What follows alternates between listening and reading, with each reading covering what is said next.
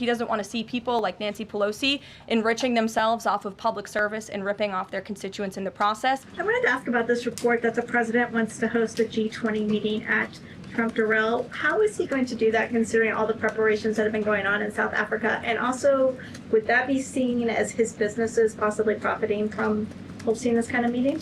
I would reject that premise entirely.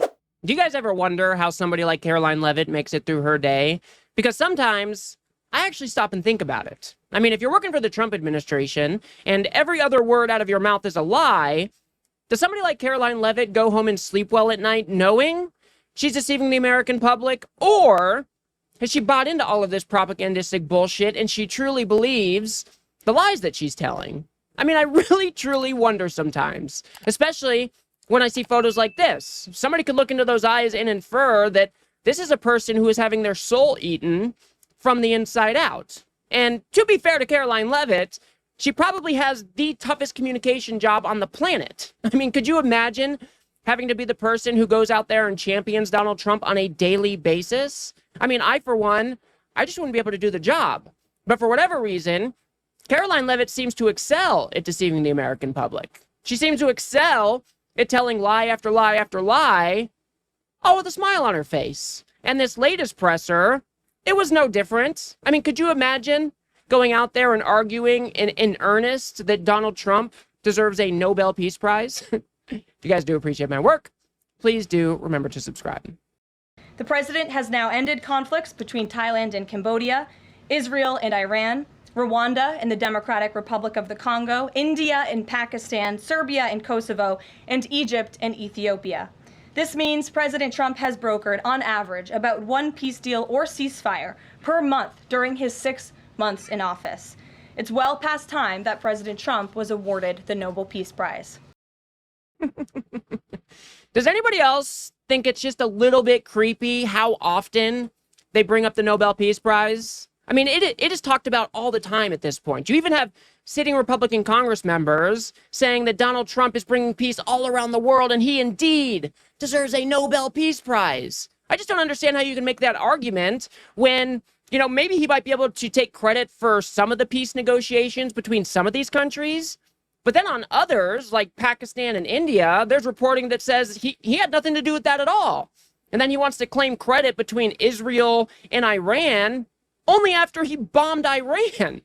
I mean, is that Nobel Peace Prize worthy to anybody else out there? I mean, I know he just wants one because he wants to one-up Obama. He is completely jealous. He has a fragile ego that needs to be satiated, and that's probably why he wants a Nobel Peace Prize. But to think that you're Donald Trump and that you actually deserve one, it is just ludicrous to me. Just because you do one good deed here and there doesn't mean we can look at the totality of your work and decide that, yeah, he should probably be awarded the Nobel Peace Prize. But hey, what do I know? I am not on the committee that decides who gets those Nobel Peace Prize. Or she had to come out and say this as well. Donald Trump is, in fact, a humanitarian. President Trump is a humanitarian with a big heart. And that's why he sent Special Envoy Witkoff to the region in an effort to save lives and end this crisis. Tomorrow, Special Envoy Witkoff and Ambassador Huckabee will be traveling into Gaza to inspect the current distribution sites and secure a plan to deliver more food and meet with local Gazans to hear firsthand about this dire situation on the ground. Yeah, guys, Donald Trump is a humanitarian. So much, in fact, that he supposedly sent some aid over to Gaza, where they are currently experiencing a hunger crisis, a famine. And Donald Trump, the only thing that he could say about it was, hey, I deserve a thank you for that. Is that what true humanitarians do? To think that you're Donald Trump and you want to call yourself a humanitarian? I mean, it might be the biggest lie that I've ever heard about Donald Trump, especially when you think about how he is funding the ICE agency to the tune of $60 billion over the next 4 years. He's sending these Gestapo-like ICE agents into communities, snatching people off the streets without any due process at all. Is that what a humanitarian does? Does a humanitarian take people like Kilmar Abrego Garcia and send them off to a gulag down in El Salvador with no expectation of actually getting out? and then trying to pawn it off on El Salvador like you have nothing to do with it. I mean, is that what a humanitarian does? Doesn't seem like it to me. I mean, these people are just so damn foolish. Donald Trump is a terrible, terrible human being. He shows this day in and day out. And even if he does do a good deed, like maybe sending food aid over to Gaza, he just turns around and makes it all about himself, saying that I deserve a thank you, guys. He's pathetic. He's pathetic. Let's go to move on to this part where they're talking about getting lower drug prices in this country. And instead of going through the legislative process and trying to do things where we could actually cement these things in law, Donald Trump decided that he's just going to send a stern letter to these big pharma companies. Now, we're not going to listen to the whole thing, but we will listen to the threat at the end of the letter, and then we will discuss. But if you refuse to step up, we will deploy every tool in our arsenal to protect American families from continued abusive drug pricing practices. Americans are demanding lower drug prices, and they need them today. Other nations have been freeloading on U.S. innovation for far too long, and it is time they pay their fair share. I look forward to your binding commitments to each of these goals by September 29th, 2025, and my team stands ready to assist with implementation questions.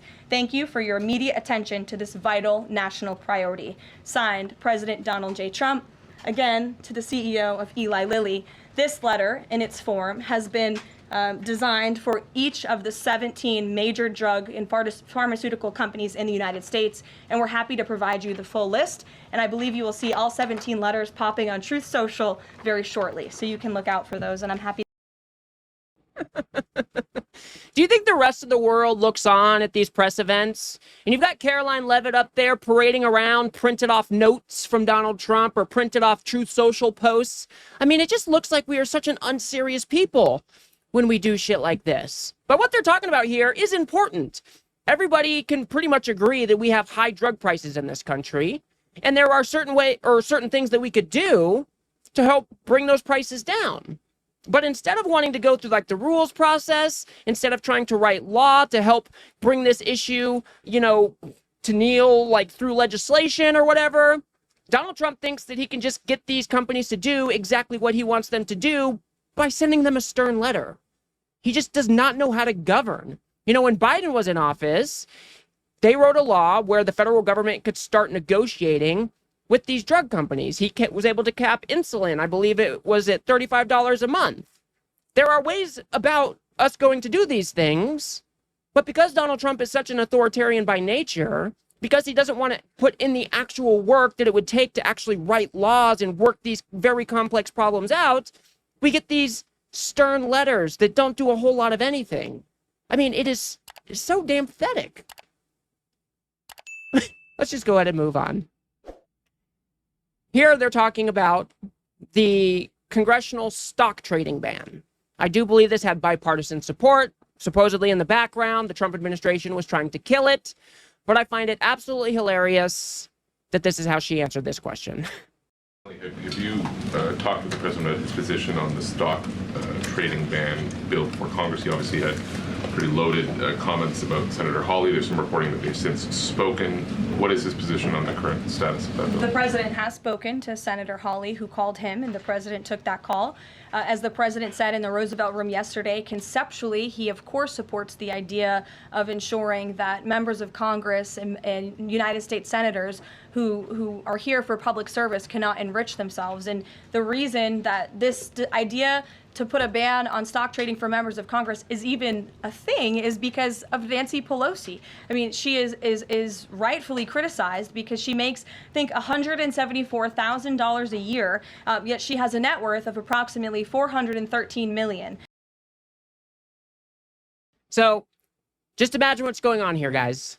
There's legislation put forward. It was even supported by Republicans like Josh Hawley that would ban congressional stock trading. This is a very good idea. Like I said, it has bipartisan support. If you are working in Congress and you have access to insider information, you should not be allowed to trade individual stocks. This is a pretty well-regarded thing, a thing that has a lot of support.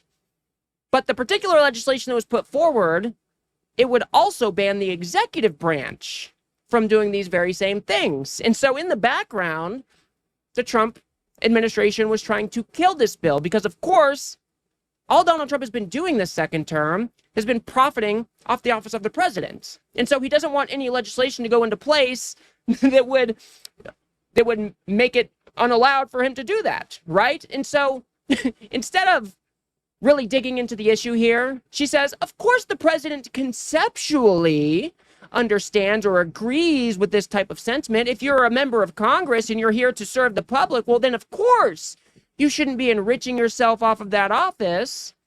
But she stops far short of saying, yes, this is something that the administration will actually back because Donald Trump wants to profit off the office of the president. And so to deflect away from any of that, of course, they drag Nancy Pelosi's name into it because, of course, it appears that she has used insider information to get good returns in the stock market. It's just all a mess. Donald Trump is the most corrupt president that this country has ever seen, and he doesn't want any legislation in place that would put more scrutiny on all of these corrupt dealings. That is what it's really about here. And the really funny part about this next question is that she's asked about the G20 summit. Is that what it's called? Because Donald Trump wants to hold that at his Trump Doral, which would be kind of insider baseball, kind of profiting off the office of the president. Listen how she responds here.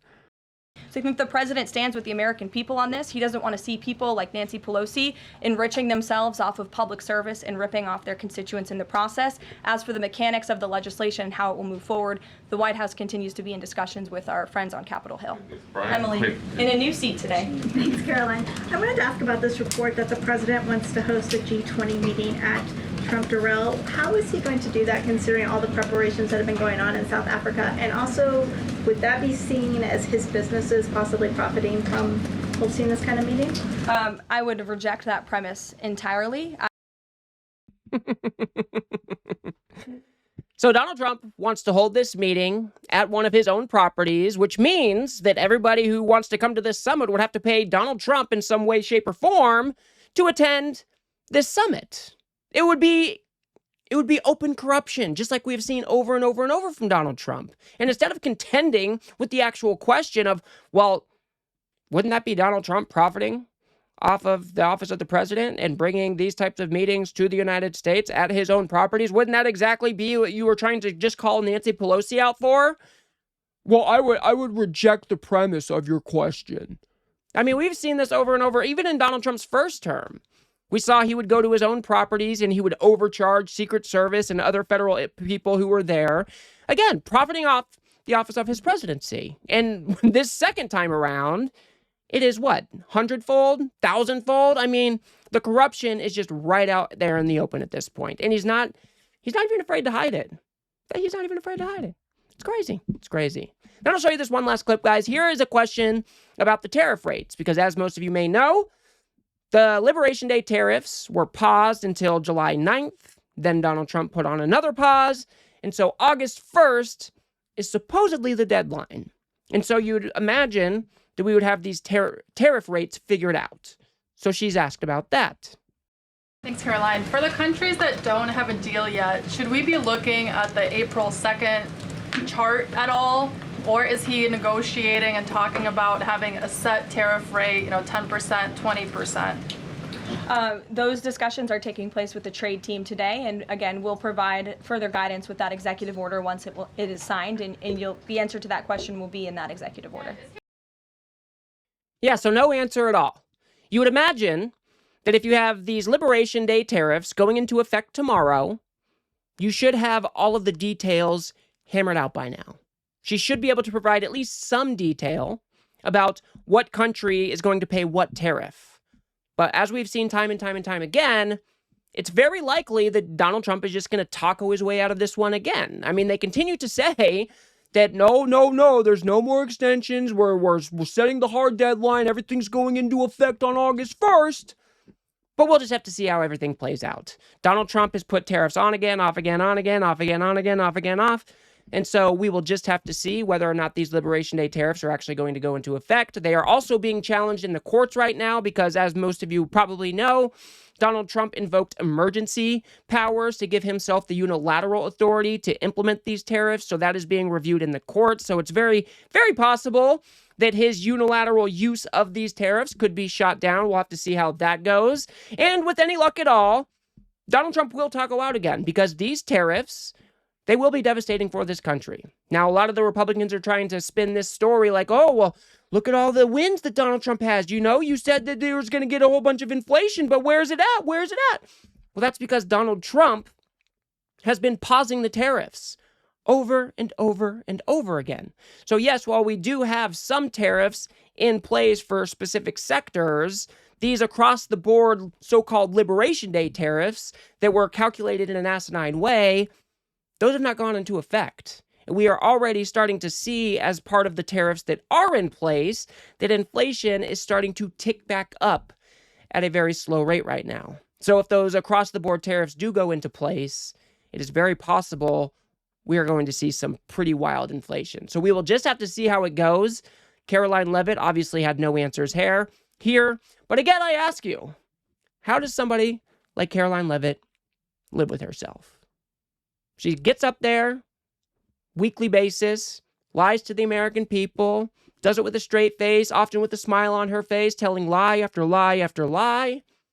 Does she know that she's deceiving the American people? Or is she bought into all this propagandistic bullshit and she really believes the lies that she's telling? I want to know what you guys think in the comments. Otherwise, I will leave it there for now. If you guys got anything out of this video, please do remember to smash that like button and subscribe. Maybe share with a friend or two. I'd very much appreciate that.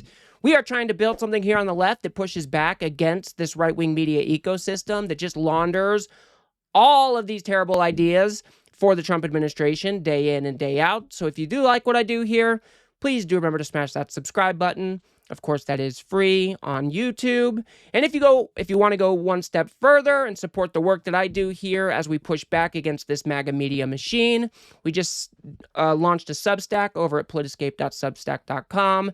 And if you don't want to jump off to a new platform, we have opened up the memberships right here on YouTube. And you can subscribe for just as little as, I think it's $3 a month. And any help would be greatly appreciated.